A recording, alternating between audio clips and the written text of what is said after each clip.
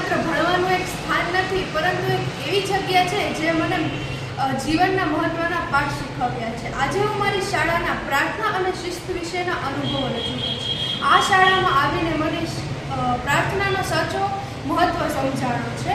પ્રાર્થના એ વિદ્યાર્થીઓને સકારાત્મક વિચારો તરફ દોરવી જાય છે. અમારી શાળામાં વહેલી સવારમાં પ્રાર્થના હોલમાં બધા જ વિદ્યાર્થીઓ અને શિક્ષકો ભેગા મળીને સાથે પ્રાર્થના બોલે છે. પ્રાર્થના પૂર્ણ થયા બાદ દરરોજ 2 વિદ્યાર્થીની બહેનો પોતાના વિચારો રજૂ કરવા માટે સુવિચાર, ભજન અથવા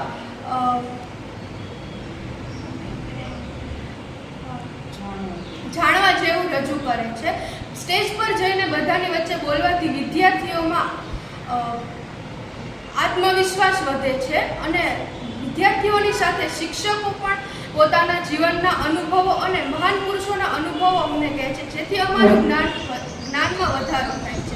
અમારી શાળાની શિસ્તની વાત કરું તો અમારી શાળામાં જેટલું શિક્ષણને મહત્વ આપવામાં આવે છે એટલું જ શિસ્તને મહત્વ આપવામાં આવે છે. અમારી શાળામાં શિક્ષણની સાથે શિસ્ત અને સંસ્કારોનું સિંચન કરવામાં આવે છે. અમારી શાળામાં શિક્ષકો હંમેશા અમને શાળામાં દરરોજ નિયમિત આવવા માટે અને પૌષ્ટિક ખોરાક ખાવા માટે સતત પ્રયત્ન કરતા હોઈએ છીએ કે અમે હંમેશા પૌષ્ટિક આહાર ખાઈએ. અમારી શાળામાં સંસ્કાર, આદરનું સિંચન સતત ચાલતું રહે છે. માત્ર પાઠ્યપુસ્તકનું જ્ઞાન જ નહીં, પરંતુ જીવન જીવવાની અગત્યની બાબતો પણ અમને અમારા શિક્ષકો શીખવે છે. આથી મારી શાળા એ શ્રેષ્ઠ શાળા છે.